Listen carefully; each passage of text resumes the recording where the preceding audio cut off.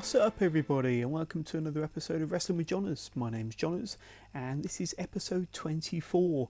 Today we're going to be reviewing NXT and NXT UK from the WWE Network from the 6th of February.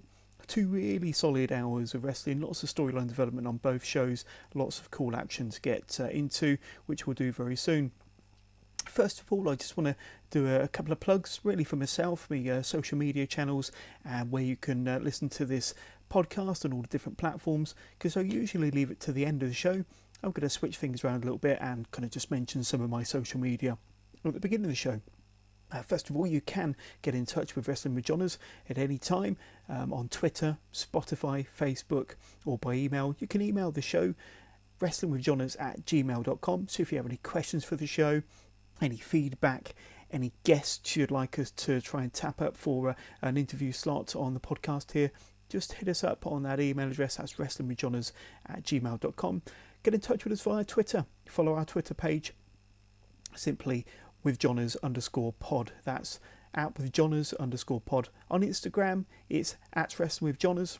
And via Facebook, we do have a Facebook group, a community page. Just simply search Wrestling with Johners, and that's a kind of group that's growing by the day. Regarding the podcast, you can find us on all podcast platforms. So if you're listening to us now, you've probably already found us. But in case you're you're unsure, or you want to listen to us via another podcast platform, then you can do on Apple Podcasts, Google Podcasts, Spotify, Podbean, Podcast Addict, YouTube, wherever. We are out there. So back to the wrestling action. We are looking first of all at NXT from the 6th of February. This episode of NXT starts with Johnny Gargano coming out to the ring with his newly won NXT North American Championship. He's smiling like a typical white meat babyface coming down to the ring, although we know that he's been a little bit confused of late. He gets a pretty good reception from the fans at Full Sail, to be honest with you. And this is the kind of the first of the TV tapings following NXT TakeOver Phoenix from a couple of weekends ago. So the fans were pumped. This was the first of a brand new set of tapings at Full Sail. There's loud Johnny Champion chants from the fans at Full Sail, so they definitely appreciated his title win at TakeOver Phoenix, even if it was over another popular babyface in Ricochet. Loud "You Deserve It" chants as he addresses the fans with a microphone in hand about his recent win against Ricochet, and finishes by saying that he's proud to say that Johnny Wrestling is back. We then get the excellent theme tune, the excellent entrance music of Tommaso Ciampa. He says he's not here to take away from Johnny's moment, he's here to celebrate his moment. Tommaso says that TakeOver Phoenix, Johnny followed the champ's lead, and now look at you standing in the ring with your North American NXT Championship, and me standing here with the NXT Championship. We own the world, he said. That final image of us standing side by side at TakeOver Phoenix holding all of the gold proves to the world that this is our moment. Then there's loud DIY chants. Johnny says no, there is no our moment. The only reason he came out after TakeOver Phoenix was to show the world that he never needed Tommaso Ciampa. We then get the Velveteen Dream come out onto the stage to address Ciampa and Gargano. Dream says tonight is not about their moment, tonight is not about Gollum and his precious Goldie. That was a funny line. And tonight is not about Johnny Badass in the ring. No, tonight is about the man that stole TakeOver Phoenix by simply just showing up. That's me, the Velveteen Dream. Dream, of course, went on to win the Worlds Collide tournament at Royal Rumble weekend, which gives him a championship opportunity of his choosing. Velveteen then turns to Ciampa and says he doesn't want him, but he wants to challenge Johnny Gargano for the North American title. So my question about that is, why wouldn't Dream want another crack at Tommaso's NXT Championship? Or Pete Dunne's UK Championship? Or maybe even the Cruiserweight Championship? Hold on, let's not go that far. Definitely Tommaso or maybe Pete Dunne's Championship. But he's going for the North American Championship. Okay, I can kind of understand it. It'd be nice to get a little bit of silverware. And I'm sure his match with Johnny Gargano will steal the match on any card. Yeah, should be fun. Still doesn't make sense why he doesn't want to go for the top championship within his brand. Anyway, Johnny then goes on to say that while Dream was sitting at ringside, he was putting on another match of the year contender. He was winning the North American Championship, and the next night he was in front of over 40,000 people in the Royal Rumble. Dream says that he wants Gargano.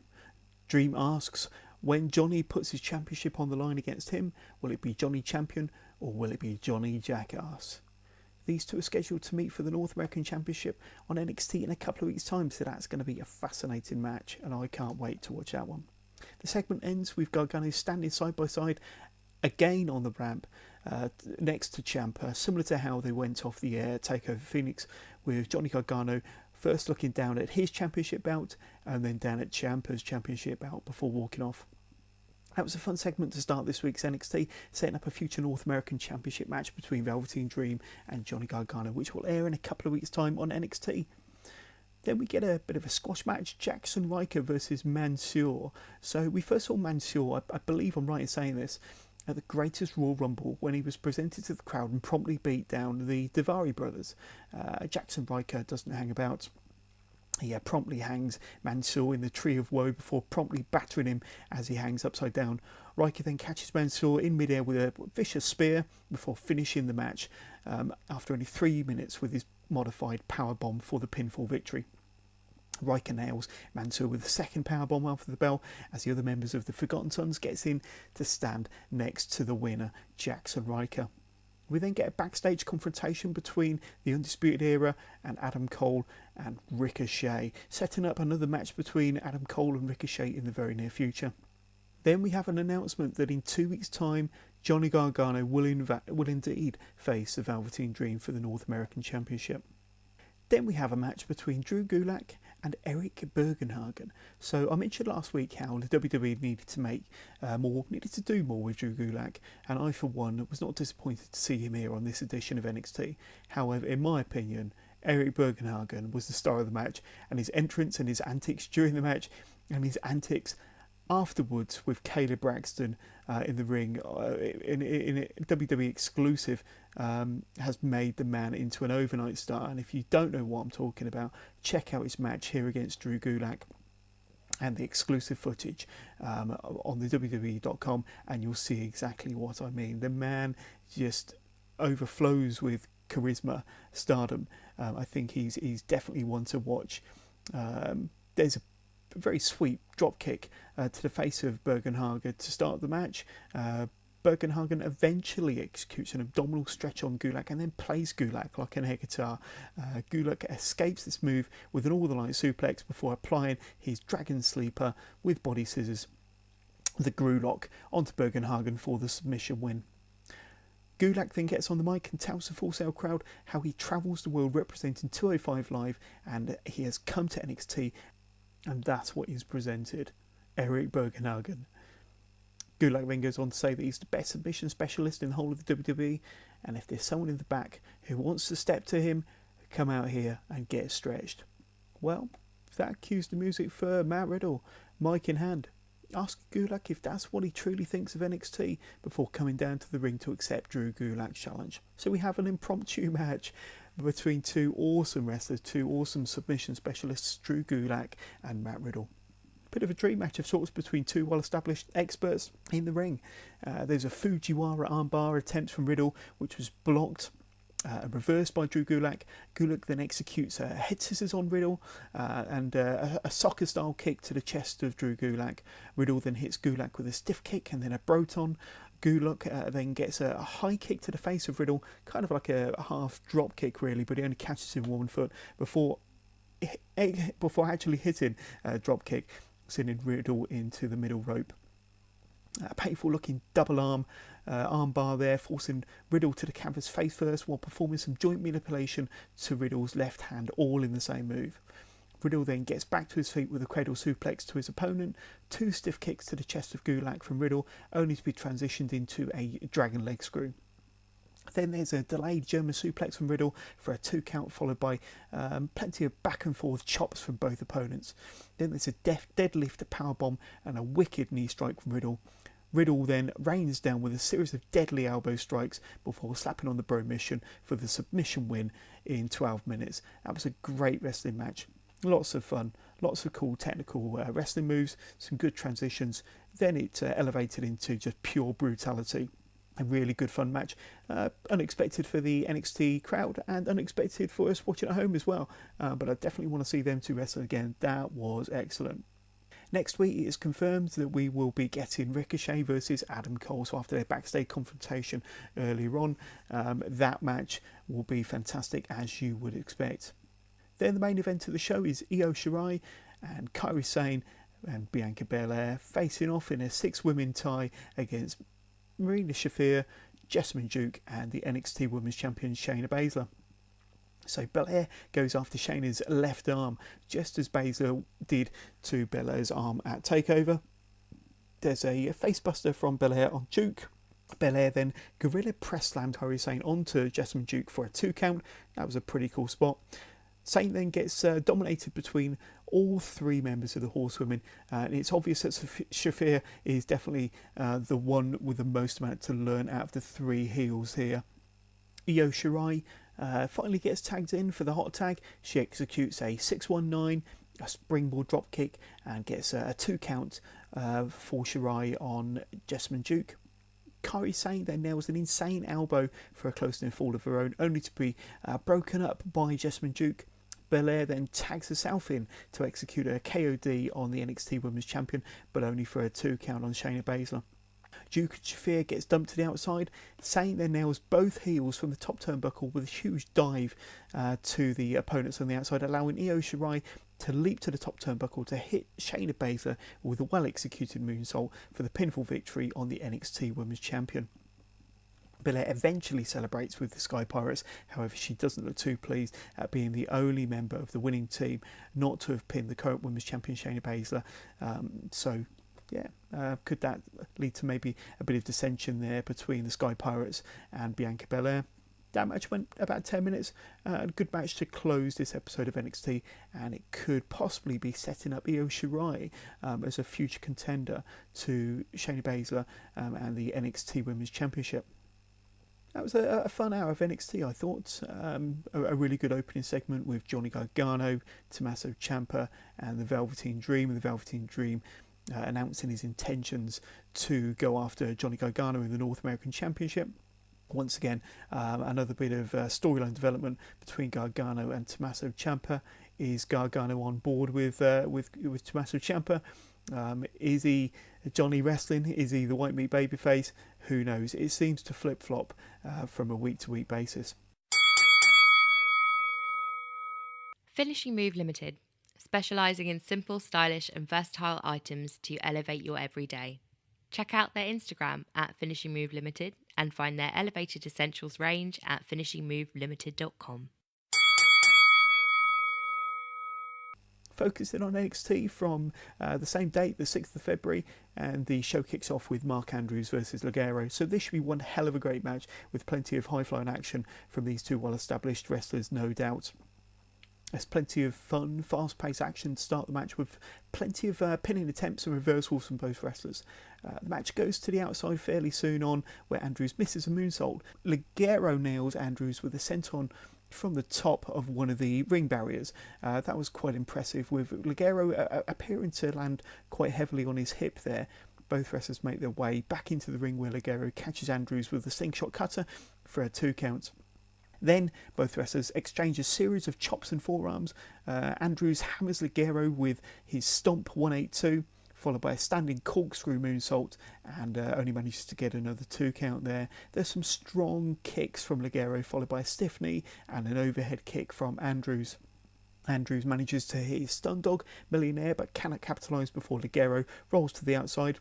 Andrews doesn't wait to be asked twice and nails a beautiful senton over the top rope, nailing Leggero. Leggero is quick to react and back on the inside hits Andrews with a pump-handled facebuster for a 2 count of his own, and in a move very reminiscent of Kota Ibushi and Will Ospreay, Leggero attempts a Hurricane Rana from the top turnbuckle, only for Mark Andrews to land on his feet in the centre of the ring. Before nailing Leggero with an inverted Hurricane Rana of his own for a close near fall. Mark Andrews then tries to end the match with his patented shooting star press from the top turnbuckle, but Leggero manages to bring up his knees and rolls Andrews over for a pin attempt, but could only get a 2 count.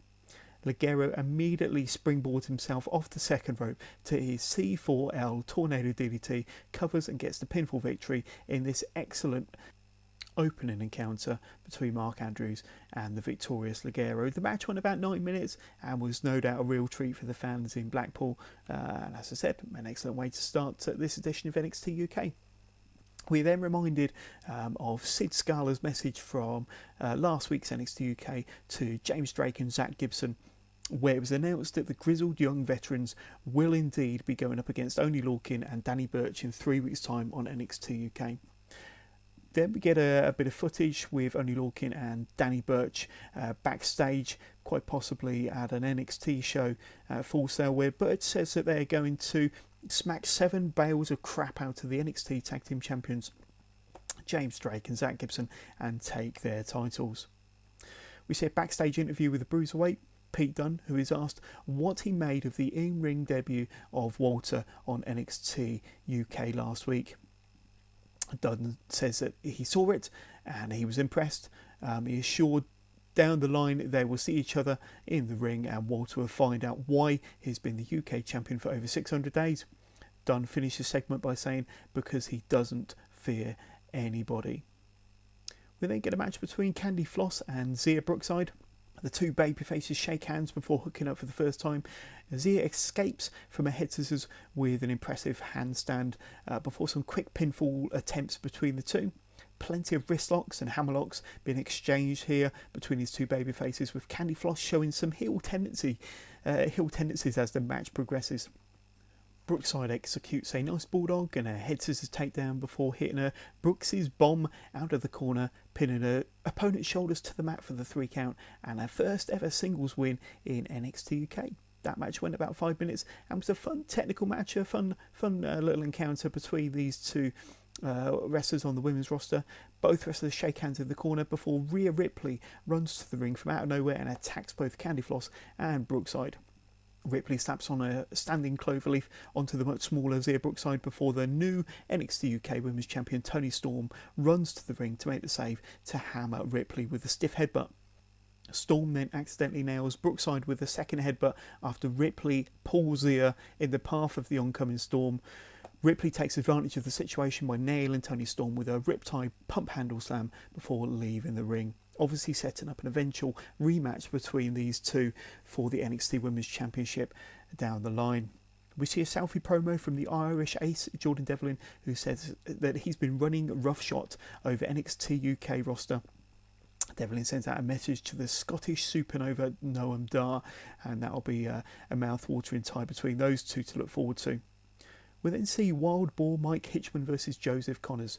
So this was a fun match between two heels, with Connors definitely showing a viciousness on Hitchman and eventually starts trash talking to the Wild Boar. Wild Boar nails Connors with an inverted senton while he was draped across the middle rope. That was pretty impressive, before executing an exploder suplex, sending Connors to the outside. Hitchman then nails a frog splash from the ring steps to the floor. Wild Boar misses a charge in the corner, allowing Connors to hit a DDT for a very close near fall. Connor talks a bit more trash to Hitchman before calling him a pussycat, which Mike Hitchman takes exception to by nailing Connors with a pop-up powerbomb. The match goes to the top turnbuckle, where Connors is able to execute a sunset bomb, followed by a second one inside the ring, sending Hitchman into the corner this time. Connors finishes the match with his Don't Look Down finisher for the 1-2-3, gaining the win against the Wild Boar in a fairly even match up until the end there. I'm still not 100% sold on Joseph Connors, as I mentioned in previous episodes, and would have preferred a win for Hitchman on this occasion, but it's pleasant to see Joseph Connors actually showing a bit of personality in the ring for a change, talking a bit of trash to the Wild Boar as the match was going through, as well as announcing his finisher as he was about to hit the move on his opponent for the win. One of my common complaints about Connors has been his lack of character and personality. However, he does appear to have found a voice during this match, and I like it. Ginny is then asked backstage in an interview what she makes of the new women's NXT champion, Toni Storm. She congratulates Toni Storm, but she says she's sick of all the talk of Toni Storm. She is the one that always gets in her way, and she's sick of Toni Storm always getting to the top. but everyone knows that it's only a matter of time before the real Queen of NXT UK is crowned. Next week on NXT UK, we're going to be getting a match between Ginny and Mia Yim. That should be a fun match to look forward to. Then we get a match between Ashton Smith and Joe Coffey. Now, we haven't seen Ashton Smith on NXT UK for a few weeks. Joe Coffey on this occasion is accompanied to the ring by fellow Gallus member Wolfgang, and this is the first time that we've seen Joe Coffey following his loss to Pete Dunne in their epic main event match at TakeOver Blackpool last month. Joe Coffey launches Smith out of the ring with a huge shoulder barge before starting to beat down on Smith on the outside. Coffey then charges at Smith, sending him into the ringside barrier very hard. Coffey is dominant in his attack of Ashton Smith, keeping Smith down with a Cobra Clutch. After a while, he manages to power out, but only long enough for Coffey to catch Smith in a bear hug before pummeling his opponent down to the canvas with a solid beating. Coffey tosses Smith across the ring with a slingshot overhead throw before nailing Smith with a giant pop-up uppercut. Smith does make a bit of a spirited comeback, but it was short-lived before Coffey catches Smith with a huge German suplex, then a massive best for the bells, turning Smith upside down and inside out before hooking the leg for the 3 count and the victory. That was another fun match, showing Joe Coffey's almighty power, and of course he wants another shot at the WWE UK champion Pete Dunne. Then we get the main event of this episode of NXT UK. Joe Coffey's brother, Mark Coffey, going up against Walter. Now, this was set up on last week's NXT when we saw Walter go down to the locker room where he is confronted by Mark Coffey setting up tonight's match. And of course, Mark Coffey angry at how Walter dealt with Joe Coffey after his match with Pete Dunne at TakeOver Blackpool. So, to start proceedings, the awesome silhouette of Walter is displayed against a bright white backdrop, and his entrance music starts. And he gets set to come to the ring for his only a second match in NXT UK after his dominant win last week over Jack Stars. Mark Coffey starts the match by chopping Walter with an almighty blow, but Walter surprisingly manages to miss his first attempt at a chop, but he didn't miss his second attempt, sending Mark Coffey in pain down to the canvas. Mark Coffey takes offence to the ring general's attack with stiff blows to the back and kicks, followed by a double armbar to the ring general. Walter does manage to reverse the hold, however, but Coffey nails Walter with a stiff back elbow, sending Walter into the corner. However, this only serves to piss Walter off, and he refuses to budge when he is nailed with a series of clotheslines, all of which Walter just absorbs and refuses to budge before nailing Mark Coffey with a huge big boot. Walter then places Coffey across the top turnbuckle before standing on his neck, stretching his opponent out to dry before Coffey falls to the safety of the outside from the top turnbuckle, which is, even though he took an almighty bump landing to the outside, it's probably a lot safer than being on the inside with Walter. There's clubbing blows across the chest of Mark Coffey. Coffey does strike Walter with a double-handed chop to the chest, which he is able to follow up, drop kicking the ring general to the floor with a huge clothesline. However, the match doesn't go too much longer as Walter finishes the match with a gigantic running drop kick before executing his powerbomb finisher for the relatively easy win in only 8 minutes. Mark Coffey did put in a relatively good display with some offence, but it wasn't enough against the current no-nonsense Progress World Champion, the ring general Walter. That was a fun hour of NXT and another really fun hour of NXT UK. I enjoyed the match between Candy Floss and Xia Brookside, with Brookside coming away with the first ever singles win in NXT UK.